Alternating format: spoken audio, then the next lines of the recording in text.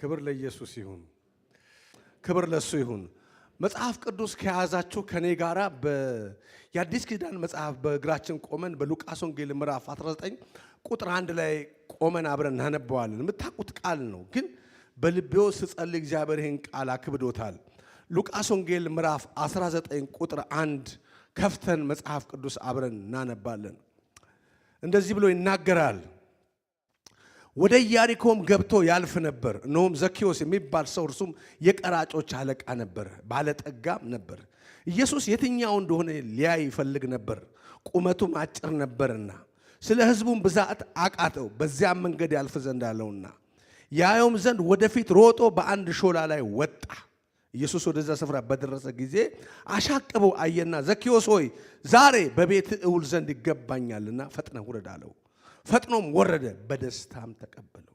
ሁሉም አይተው ከኃጢአተኛ ሰው ጋር ሊውል ገባ ብለው አንጎራጎሩ። ዘኬዎስ ግን ቆሞ ጌታ ሆይ ካለኝ ሁሉ እኩሌታውን ለድሆች እሰጣለሁ፣ ማንም በሐሰት ከስሼ እንደሆንኩ 4 እጥፍ እመልሳለሁ አለው። ኢየሱስም እርሱ ደግሞ የአብርሃም ልጅ ነውና ዛሬ ለዚህ ቤት መዳን ሆኖለታል፣ የሰው ልጅ የጠፋውን ሊፈልግ ሊያድን መጥቷል። ጌታ ይባርካችሁ።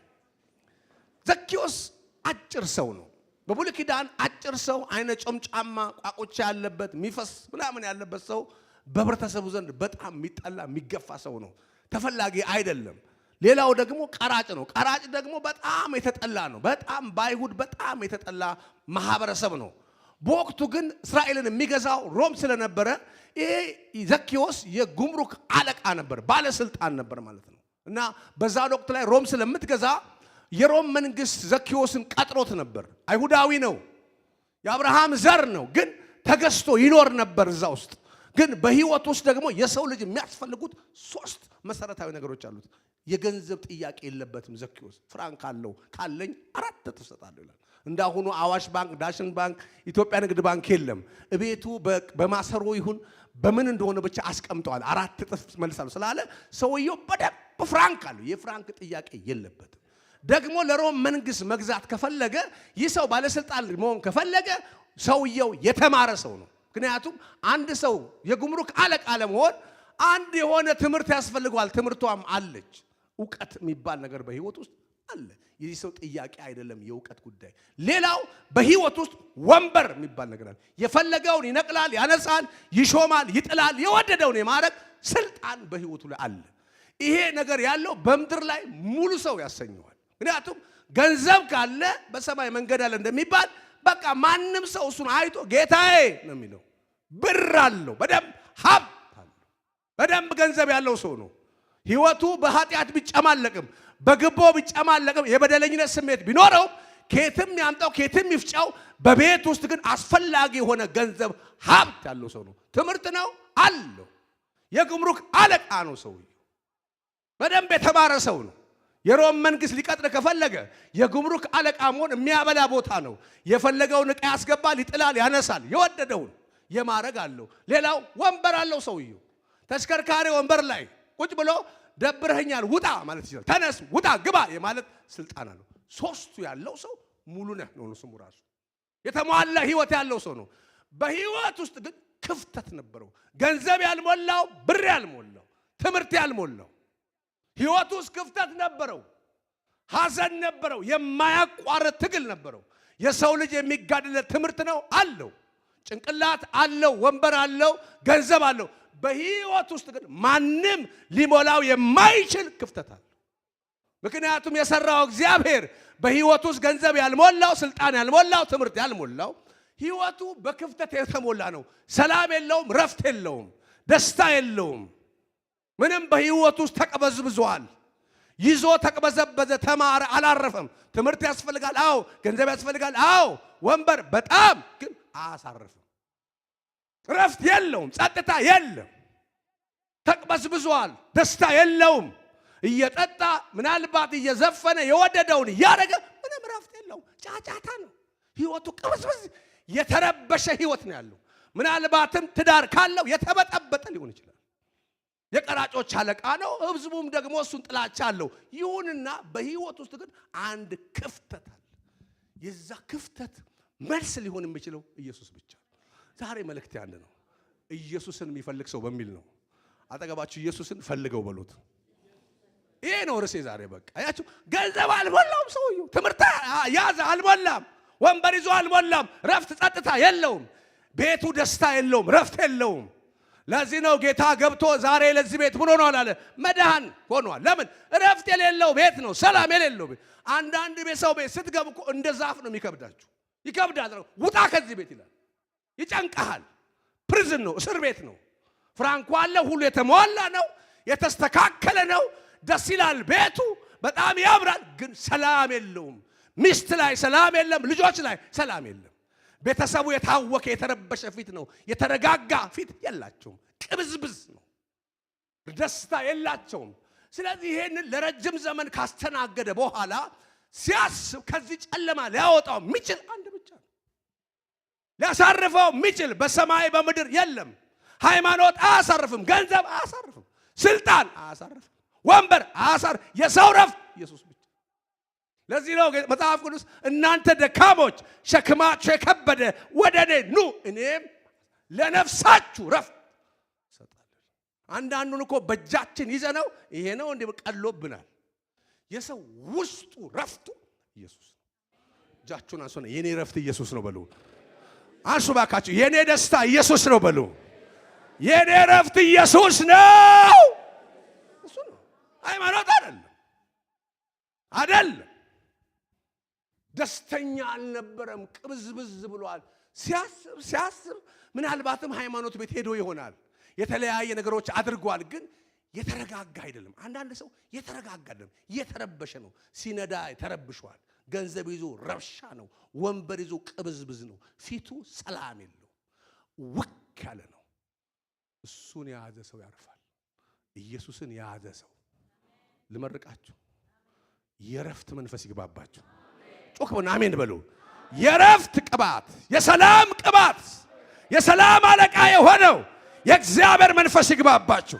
የሚታገላችሁ የሚያስጨንቃችሁ እባብ ጭንቅላቱ ይሰበር። ሲያስብ ሲሮጥ ረፍት የለው አላያችሁ? አንዳንድ ሰው የተለያየ ቦታ ይሄዳል። ሶደሬ ምናልባት አሁን ተዘግቷል እንጂ ይዋኛል፣ ዱባይ ይሄዳል፣ አውሮፓ ይሄዳል፣ ምናምን ይላል፣ ምናምን ረፍት የለም። የምናምን ልብስ ይለብሳል፣ የ500,000 የ1 ሚሊዮን ቀበቶን ትንጫ፣ ረፍት የለም። ቅብዝብዝ ነው ፊቱ፣ ደስተኛ አይደለም። ካራክተራቸው ብትንትን ያለ ነው። የታወኩ ይጨንቃሉ፣ ይረብሻሉ። ከነሱ ጋር ቁጭ ብላችሁ የጸጋ ቃል አይወጣም። እንደ ጭንቁር ንግግራቸው ይባላል። ደስታ ያለው የትም አይደለም፣ ኢየሱስ ጋር። ጮክ በሉ አሜን በሉ። ረፍት 10 ደቂቃ ከነሱ ጋር ማውራት አትችሉም። ይጋፋል ሐሳባቸው፣ የተበላሸ ነው፣ ይንቃል። ለምን? ደስታ የለም። በመጠጥ ደስታ የለም፣ በመርከስ ደስታ የለም፣ በገንዘብ ረፍት የለም። ኢየሱስ ለዛ ነው እናንተ ደካሞች ሸክማችሁ የከበደ ወደ እኔ ኑ ለነፍሳችሁ ረፍት። የሰው ረፍት እመኑኝ ጌታ ብቻ ነው። ጮክ በሉና አሜን በሉ። ስለዚህ ይሄ ሰው ፈልጎ ሲያስበው የሚፈልገው አንድ ነው። ለካ ከዚህ ጨለማ ውስጥ እያገኘ እየበላ ከሚያከሳ ነገር ውስጥ ሊያወጣው የሚችለው አንድ እንደሆነ ገባው። አይጮህም ሰውየው። የዳዊት ልጅ ሆይ ማረኛ አይልም። የጸሎት አዋጅ የለውም። ግን ከዚህ ውስጥ ገላግለኝ ብሎ ውስጡ ምጥ ነበረው፣ ጩኸት ነበረው። ከዛ የጉምሩክ አለቃ ነው፣ ባለስልጣን ነው፣ ጌታ የሚባል ሰው ዛፍ ላይ ወጣ። ዛሬ መልእክቴ አንድ ነው። ኢየሱስን የሚፈልግ ሰው አጠገባችሁ ኢየሱስን ፈልገው በሉት። እሱ ስትፈልግ በሉት ባካችሁ ረፍት ይሆናል። እና ፕሮቶኮል አለው ሰውየው፣ የጉምሩክ አለቃ ነው። ነገር ግን ረፍት አልሰጠውም፣ ሰላም አልሰጠውም። ከዚህ ጨለማ ውስጥ የመውጫው መንገድ አንድ ስለሆነ ሾላ ዛፍ ላይ ወጣ። ለምን? አጭር ነው፣ ሰው ሊያየው አይችልም። ግርግር መካከል ውስጥ ነው፣ ማት ሰዎች አሉ። አይሁዳውያን ደግሞ እንደምታውቁት እንደነና እንደናንተ ኮት ሱሪ የሚለብሱ አሉ፣ ቀሚስ ነው የሚለብሱት። ይሸፋፍኑሃል፣ ይጋርዱሃል። አጭር። ከዛ የረሃቡ ጥግ ግን ወጣ ዛፍ ላይ። የተራቡ ሰዎች 3 ነገር ያገኛቸዋል። አንዱ መጽሐፍ ይላል አሻቅቦ አየው ይላል። አጠገባችሁ ጌታ ያያሃል ብሉት። አይ አልተመቸኝም ንግግር። እስቲ ጌታ ያያሃል ብሉት ባካችሁ። አሻቅቦ አየው ማለት አማርኛ ነው ጎበዝ ነው። እንደዚህ አየው እያለፈ ነው እኮ ኢየሱስ በኢያሪኮ እያለፈ ያለ አሻቅቦ አየው ማለት ወንድሜ አንድ ነብይ አይደለም ያየው ሰማይና ምድር የሰራ ጌታ አየው። አጠገባችሁ ጌታ ይህ ብሉት ባካችሁ። ይሁን እሱ ሲያይ የዘመናት ቀንበር የዘመናት ትግል ይሰበራል። ጮክ በሉ አሜን በሉ ባካችሁ። እሱ አየህ ማለት በቃ አለቅ አየው። ያው መድኃኔ ዓለም አየው አበሳውን ሊያነሳለት እረፍት ሊሰጠው ሰላም ሊሰጠው አየው። ልመርቃችሁ ጌታ ይያችሁ አሜን በሉኝ። ጌታ ይያችሁ አቃተኝ በምትሉበት ጉዳይ ላይ አይኑ እናንተ ላይ ይሁን። ለዛ ነው መጽሐፍ ቅዱስ የነቢያት መጽሐፍ እኮ የመጨረሻው ኢሳይያስ በቃሌ ወደሚንቀጠቀጥ ወደዚህ ወደ ትሁት ሰው መልክ እሱ አየ ማለት አለቀ በቃ። ወንድሜ ብዙ ሰው ከሚያይ ጌታ ካየ አለቀ በቃ። ጮክ ብላችሁ አሜን በሉኝ። አየው ለምን አይጮህም? ውስጡ ግን ግራቪቲ ያለው የሚለወጡ ሰዎች ማን ናቸው ካላችሁ ንጉሱን የሚፈልጉ ናቸው። ኢየሱስ የሚሉ ጌታዬ አባ የሚሉ የሚፈልጉት ሰዎች የዘመናት ትግል ዘራቸውን የታገለ ዘንዶ ይሰበራል። እመኑኝ አሜን በሉኝ ባካችሁ። ዘራችሁን የታገለ እባብ ጉስቁልና ከቤታችሁ ይሰበራል። እባክሽ ጌታ ይሽ ዛሬ ሰንሰለትሽ ከቤትሽ ላይ ይሰበር፣ ከአይምሮአችሁ ላይ ይሰበር፣ የሚያሰቃያችሁ ከጓዳችሁ ይመታ። አየው በቃ አለቀ። እሱ ካየ አለቀ። አለያችሁ ማለት ይሄ እንትና ዶክተር አይተዋል በቃ እሱ ካየ አለቀ ነው የሚባል። እሱ ካየ አለቀ። ቀልቡን የሚስበው እላችሁ የጌታን ቀልብ የሚስበው የሚፈልጉት ሰዎች ነው። ለዚህ ነው ጌታ ክርስቶስ መጡና አንድ ጊዜ ደቀ መዛሙርት አየኸኝ ቤተ መቅደስ አሉት። ያምራል የሚያምር ነው ይፈርሳል አለ። ወንድሞቼ ጌታን የሚስበው ልብሳችን አይደለም መልካችን ምናምናችን፣ ጌታን የሚስበው ልባችን።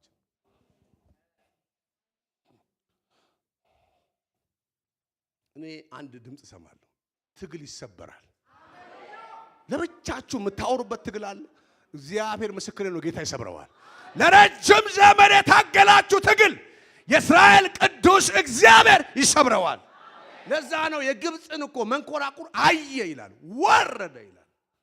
አየ ወረደ፣ መንኮራኩሩን አሰረው፣ ወደ ጭንቅም አስገባቸው፣ አወካቸው፣ ቀረቀረባቸው። አንሱ እጃችሁ።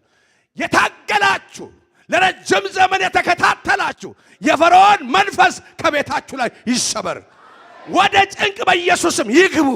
ዛሬ የምታዩአቸውን ግብፃውያን ለዘላለም አንድ ድምፅ ሰማለሁ ባካችሁ። ይገላግልሃል፣ ይገላግልሻል። ዘመንሽን የበላ ትዳርህን የበላ ኑሮህን የበላ አይምሮህን የታገለ ቢዝነስ የታገለ በኢየሱስም ይሰበራል። አየው ምን አልክ? አየው። ሲያጠገባችሁ ጥሩ ፊት አሳዩትና ጌታ ይህ ብሉት። አንዳንዴ መኪናዬን የነዳው እየኝ ይላል። ስለማያይ እኮ አይደለም ይገባዋል እሱ። እባክህ ጌታ እየኝ። አይን የፈጠረ ያያል፣ ጆሮን የፈጠረ እየኝ ማለት እርዳኝ፣ አውጣኝ። እጃችሁን አንሱና እየኝ በሉ። ጌታ ሆይ እየኝ በሉት። አየ በቃ እሱ ካየ ገላገለ በቃ። ያችሁ ሰው አላያችሁም? ሰው ፊት ለመታየት ፎቶ ይነሳል ምናምን ይነሳል ምናምን፣ በጣም ከሆነ ሰው ጋር ለመታየት ወይ ሶሻል ሚዲያ ለመታየት ወይ ከሆነ ነገር ጋር እንዲታይ ይፈል። ወንድሜ እሱ ካየ አለቀ። ማገለግለው ጌታ ያውቃል። ረጃጅም ትልልቅ ሽቦች ማየው በመንፈሴ ማየው የረጅም ዘመን ትግል እግዚአብሔር ዛሬ ይበጥሰዋል። የሆነ ረጅም ትግል ይሄ ሰው ለረጅም ዘመን ተሰቃይቷል። በቃ ትግል ውስጥ ነው፣ ረፍት የለውም። ብሩ አለው፣ መኪናው አለ፣ ሀብቱ አለ፣ ረፍት የለውም። አየው። ክብር ለሱ። ጮክ በልና አሜን ብሉ። አላቆያችሁም። ሁለተኛ እዚህ መጽሐፍ ውስጥ ምን አስተዋልክ ካላችሁ ዘኪዮስ ናውረድ፣ ዛሬ በቤት እውል ዘንድ ይገባኛል። አጠገባችሁ ጌታ ካንተ ጋር ይሆናል በሉት። ወይ ቻባስታ ሐራባስ አንድ ኃጢአተኛ የሚለው ህብረተሰብ በሙሉ ከኃጢአተኛ ሰው ጋር ሊውል ገባ ብለው አንጎራጎሩ ይላል። ኃጢአተኛ ነው፣ አዎ፣ ግን ልቡ አስገባው። ይላችሁ የእግዚአብሔር ፕሬዘንስ ያለባቸው ሰዎች አንዱ ምልክቱ ሲሄዱም እድሪዋቸው እቁብም ይው ጣራም ላይ ይውጡ ያገልግሉ፣ በቃ ይስባሉ፣ ግራቪቲ አላቸው። ና ዘኪዮስ አቤት ዛሬ በቤት ውል ዘንድ ፓስተር ምን ያለ ይመስላል ነው ስለ ኑሮ ችግር የሚያወራ ይመስላል። ጌታ ሲገባ እሱ ሲኖር ደስታል እሱ ያለበት ቤት ያስታውቃል። እና ምን ይላሉ የድሮ ሰዎች ጌታዬ ናግባ ይሉታል። ናግባ ቤቴ ይሉታል። አጠገባችሁ ጌታ ይግባ ቤት በርቱ ባካችሁ። ና አለው ናውረድ ዛሬ ካንተ ጋር ነው ሙሉ አለው። ጊዜ ሰጠው። ምንድነው ወደ ቤት እንዲገባ ያደረገው? ልቡ ነው። ፕሬዘንስ መገኘቱ፣ ሸከናው፣ ሀልወቱ የእግዚአብሔር ክብር ገባ ቤቱ። ጌታ ኢየሱስ ብዙ ሰው ቤት አልገባም። አንድ ቀራጭ ቤት ተገኘ። እሱ ያለበት ቤት ያስታውቃል። ራሱ ያለበት ሰውዬ ፊቱ ያስታውቃል። ይሄ ውፍረት ቅጥረት አለም የተረጋጋ የሰከነ ነው። አሜን አትሉ? የሰከኑ ሲዘምሩ፣ ሲጸልዩ፣ ሲያገለግሉ፣ ሲወጡ መስሪያ ቤት ሰው አይቶ ይወዳቸዋል። ለዛ ነው ገርነታችሁ ለሰው ሁሉ ይታወቅ ይላል። ጌታም ነው ቅርብ ነው አይደለም? ቅድም ያለው ወይ እግዚአብሔር ጌታ ቅርብ ነው። በቃ አጠገብህ አለ፣ አብሮ ይሆናል። ፕሬዘንሱ መገኘቱ ቤት ውስጥ እኔ በቃ ሀብትም ብለው የቤተ ክርስቲያን ሀብትም ብለው ክብር ነው። እኔ ስለ ፓስተር ዳንኤል ተናግሬ ያለቅም፣ ግን ዛሬ ልንገራችሁ። እኔ ወደ 30 ዓመት ጌታ ቤት ቆይቻለሁ። ፕሬዘንስ ካነሳው ጋሽ ዳንኤልን ነው የማስበው። እግዚአብሔር ያውቃል። ካወራ አፉ ላይ በቃ ዘፈዘፋለሁ፣ አለቅሳለሁ። ከድሮ ዘመን ጀምሬ እኔ ተናግሬ ያለቅም ስለሱ። ሲሸልስ ሰማ ነበር። ፕሬዘንስ ይወዳል። ካወራ ፕሬዘንስ ይመጣል።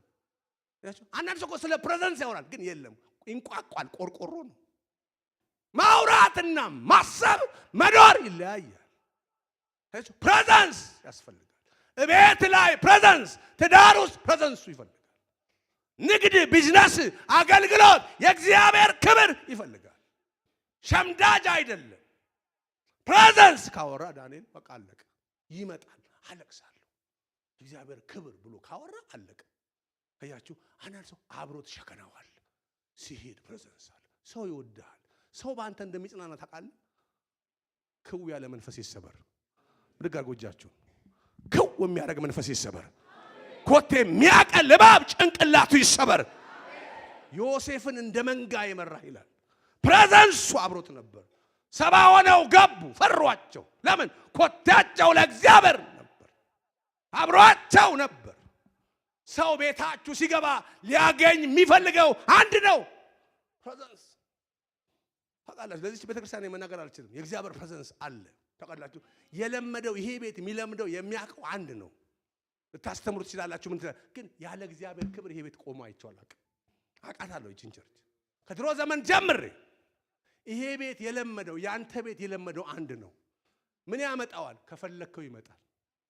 ይሄ ሰው ፈለገው ይላል ውስጡ እኮ ነው የሚያወራው ሲል ና ውረድ አለው። እቤት እገባለሁ አለው። አጠገባችሁ ቤት ይገኝልህ ብርት ባካችሁ ድገሙ፣ መርቁልኝ። ቤት ይገኝልህ።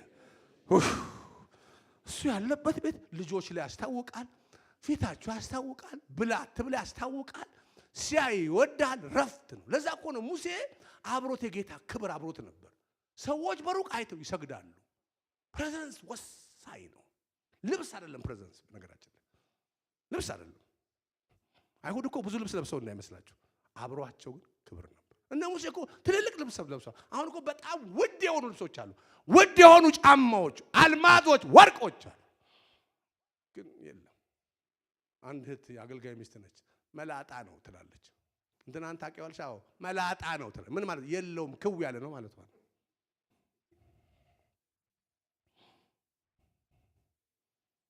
አንድ ድምፅ ልንገራችሁ፣ ሀብታችሁ የእግዚአብሔር ፕሬዘንስ ነው። ማታስነኩት፣ ከቤታችሁ መጥፋት የሌለበት ሞገሳችሁ፣ ጥላችሁ፣ መኖሪያችሁ ማታስነኩት ትልቅ ሀብት ፕሬዘንስ። እኔ እግዚአብሔር ያውቃል ልቤን። እግዚአብሔር እናንተ ስትዘምሩ ክብር አለ። ይሄ ማለት ወቁትም አትወቁትም በቃ አለ ክብር። ስትዘምሩ እኮ ይመጣል። ለምን? ስትፈልገው ይገኛል። አያችሁ፣ ሰው ልብ ውስጥ ብዙ ነገር ነው ፍላጎት ያለው ሰው አይሞላም፣ ሊሞላ አይችልም። ይሄ ሰው በጉን ኢየሱስን ፈለገው፣ መጣ። እሱ ሲመጣ በቃ ደስታ ነው። እና ዘመርን እኮ ባጣ አይቆጨኝም በሱ ጽናናለሁ በበላ ምናምን ዘመር ትዝ ያላችሁ ምድሮ ዘመር ባጣ አይጨንቀኝም ትዝ ያላችሁ በሱ ጽናናለሁ ምናምን ባይኖረኝ የዛሬ 30 ዓመት ዘመር ነው እኮ። ዓለማችን እሱ ነው። ልመርቃችሁ ሁሉ ጊዜ አምላክ ይገኝላችሁ። አሜን በሉኝ ባካችሁ። ሁሉ ጊዜ ከቤታችሁ ከጓዳችሁ ከዘመናችሁ የጌታ ፕሬዘንስ ለዘላለም አይጥፋባችሁ። ለዛ እኮ ነው ሙሴ ለምዶት አንተ ካልወጣ አታውጣ አለት ብሎ ክው ያለ መንፈስ አይሆንም።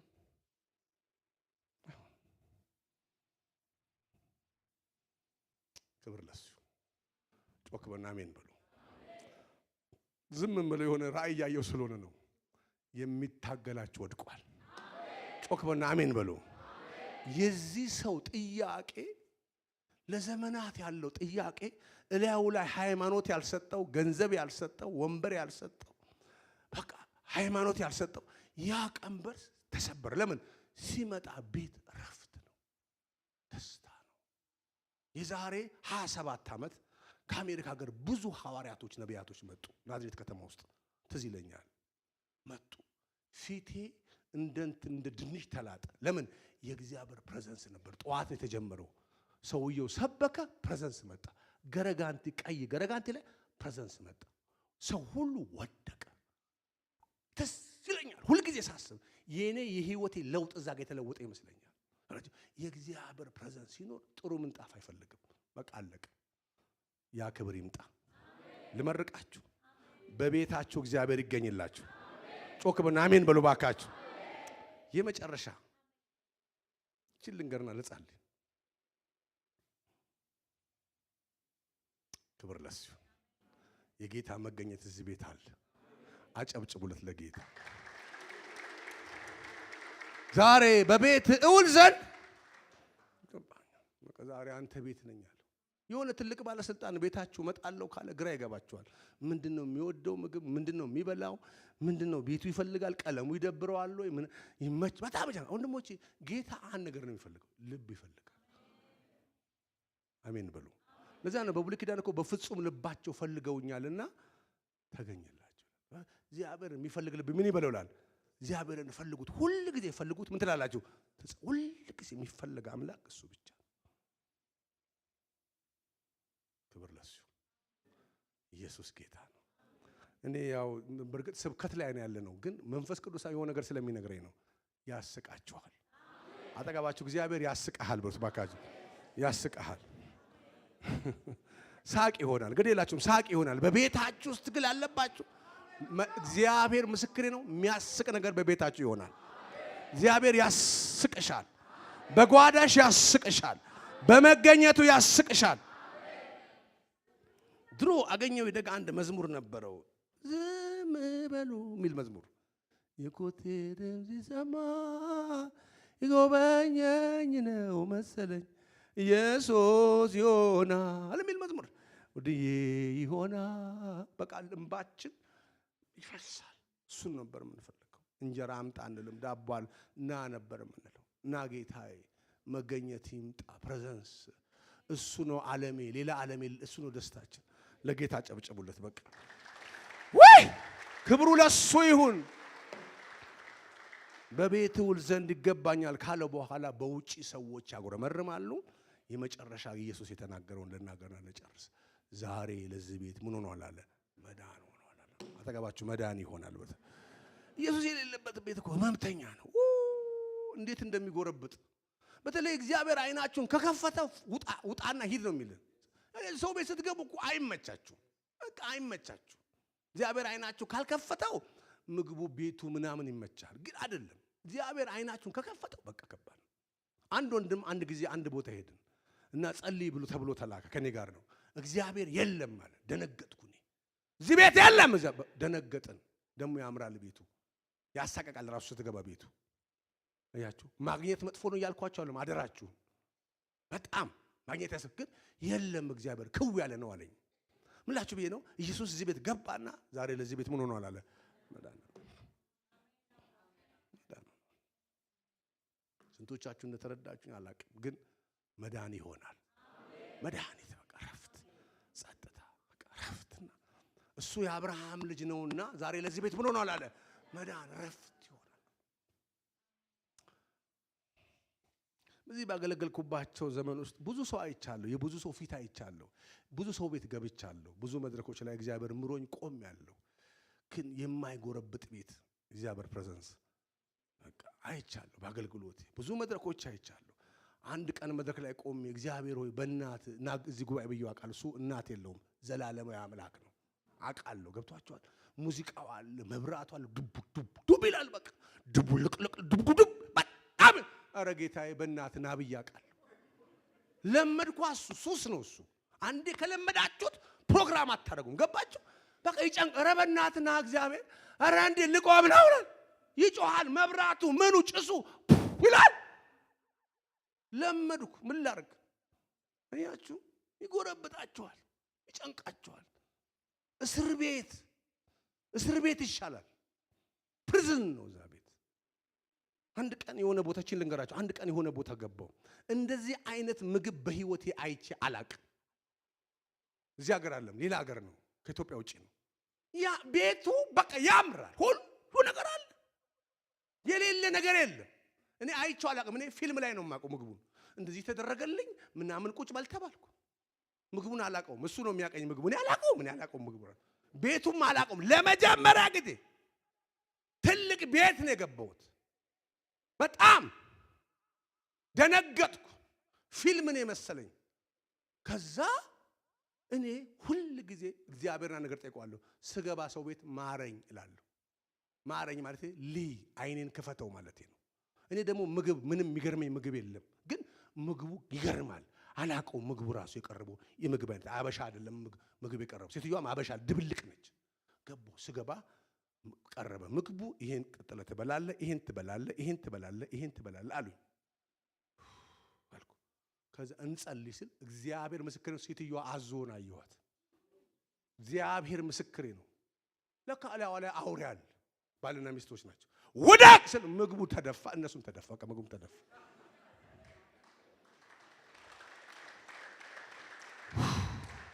ምግቡንም አልበላውም። በረፍት ወጣሁ።